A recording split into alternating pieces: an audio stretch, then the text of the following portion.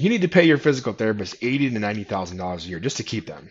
But your insurance reimbursements, they're stuck at 2015 levels. Here's the math that's quietly killing your practice and my practice as well. And this is what successful practice owners are actually doing, right? My name's Dr. Andrew Grecki. I'm a physical therapist. I've been practicing since 2008, and I own a multi-location practice with about 13 providers. And I'm going to show you the real numbers behind the wage crisis that nobody's really talking about. They're talking about it, but maybe not from this angle. Let's start with the reality of the situation. There's 18,000 physical therapist shortage nationwide. That's the most recent report I read. It's 18,000 therapists. So what does that mean for you as a practice owner? Well, just like me, it means that you're competing for a shrinking pool of qualified therapists. And the competition isn't just other private practices. It's hospital systems with deeper pockets because they get reimbursed more than you. It's travel PT companies offering $2,000 a week with, no commitment. It's remote telehealth positions. 5 years ago, you could hire a good PT for 65 to 70,000. Today, you're looking at least 80 to 90, minimum in most markets. Some markets, you're pushing six figures. It really depends on what the reimbursement rates are. But if reimbursements had gone up 30% to match this wage increase, we wouldn't even be having this conversation, right? That'd be great, but they didn't. And the fact is, for many of you, just like me, reimbursements have gone down significantly, right? So in the last 5 years, it's about 20%, 40% since I opened in 2008. Now, some of you might be thinking, I just can't afford $90,000. I'll pay 75 and hope for the best. But the problem is, let me tell you what happens, because I've tried this. This literally just happened to me recently. You get one of three types of therapists that are below market wages. Number one, you get the new grad, which I really don't mind. I like to have new grads, but they have no experience. They need a ton of supervision. They're slower. They have high patient cancellation and no-show rates. There's an onboarding process, right, where you have to kind of get them used to your clinic, so you're not really seeing a ton of patients, and so that's not great. So typically they're going to leave for someone in 1 to 2 years. They're going to leave for someone else, like a hospital system, right? And then number two, you're going to get a therapist who really can't get hired elsewhere. We've had that too, and there's usually a reason. Maybe it's attitude, maybe they have clinical skill gaps, maybe they're burned out or they burned bridges. But you're going to get a therapist that other practices have rejected. And then number three, the therapist who really is just actively looking for their next job. They might have moved to town and they're kind of just using you as a stepping stone. They're checked out, really. The patients can feel it. Your team can feel it. So you end up in this death spiral. You can't pay competitive wages. You can't attract or retain good therapists. And your patient experience is really the thing that suffers the most. You get your outcomes are declining, and it. You kind of cringe. Your reputation's taking a hit. Patient volume drops. Revenue decreases further, and even less money to pay therapists. I've watched this happen to 3 practices in my area over the past 2 years, and all 3 of them eventually sold to private equity groups or closed. And when they sold, it was for terrible valuations because they were desperate. So if you can't afford to pay more, the logical answer is to cut costs elsewhere, right? I tried that. So let me ask you, where are you going to cut? Are you going to cut your rent? Probably not, because you have a lease. You're locked in. Are you going to cut your liability insurance? That's not negotiable. Your EMR software, are those prices going down or up? Certainly can't cut those. You're in a contract. So even if you weren't, you still need your EMR, right? How about your front desk staff? You're already running lean. Cutting more and patient experience tanks. Marketing is probably the most common thing I see, but you cut that and now the new patient flow dries up. Supplies, right? So you're already buying the cheapest resistance bands that won't snap. And the truth is most practice owners are already running incredibly lean operations. There's no fat left, really. You've been cutting for years just like me. And here's what nobody tells you. You can't cut your way to profitability when the fundamental economics are broken, right? We all know that the fundamental economics are broken.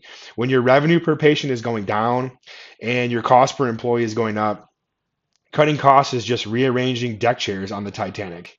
It's really real, very disheartening. So what's the answer? Well, I see really 3 options. Number one is you can have massive efficiency gains, right? See more patients per therapist per day, but there's a limit to that. You can't go from 10 patients a day to 15 without quality suffering, and your therapist will burn out and quit, which again puts you back in that death spiral square one. Option two, you can raise your prices, right? Oh, wait, except you can't. Insurance companies set the rates for you, right? You can't just decide to charge more. And if you go cash based, which I hear about all the time online, we'll talk about that in another video. But you're looking at a completely different business model overhaul, right? That most practices cannot survive. They really don't even have the skills to do that.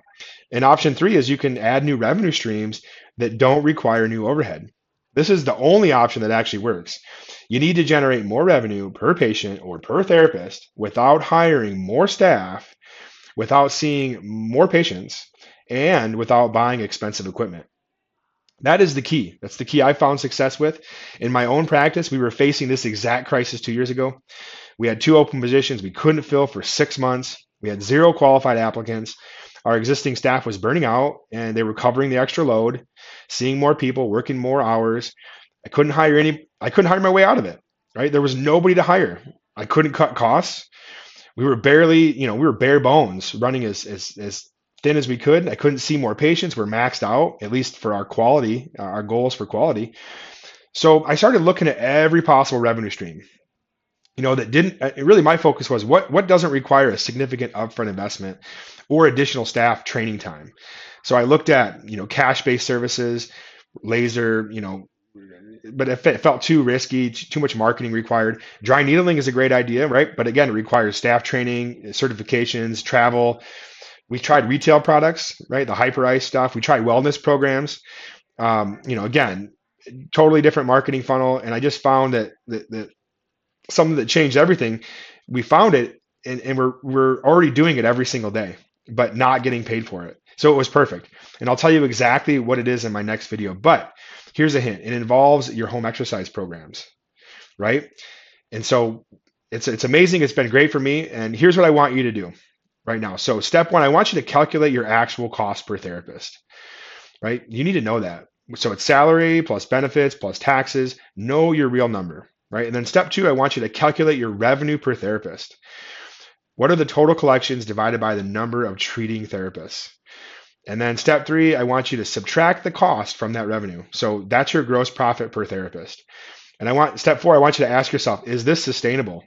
If wages go up another 10% next year and reimbursements stay flat or drop, can you survive that? If the answer is no, and for most of you it will be no, then you need to start exploring new revenue streams now. Not next quarter, not next year, not next week, but now. Because here's the thing, your competitors, they're out there and they're figuring this out, right? The practices that survive in the next 5, maybe even 3 to 5 years will be the ones who adapted early. The ones who waited, I think they're the ones that are going to be selling to private equity at fire sale prices or closing their doors. And I really don't want that to be you. I don't want it to be me, certainly. So I put together a free guide called 5 Revenue Strategies PT Owners Are Using in 2026. It breaks down really 5 different approaches to increasing revenue without adding overhead costs. And they're things I've done in my own practice. So it's not just the theories, including one that adds $40,000 a month for my practice. This is no sales pitch, no gimmicks, just a practical strategy that I want to give you as a gift because I want private practices to survive. So you're going to find the link for the guide. You can download it, and then you can pick one of the 5 strategies that makes the most sense for your practice. And I hope you find it helpful. I hope you continue to follow me because I want to really share as much information as I can with other providers to help you survive, help us get over these real business challenges. We're all facing that together, right? And we need to find solutions that actually work. Again, I'm Dr. Andrew Grecki. I'll see you next time.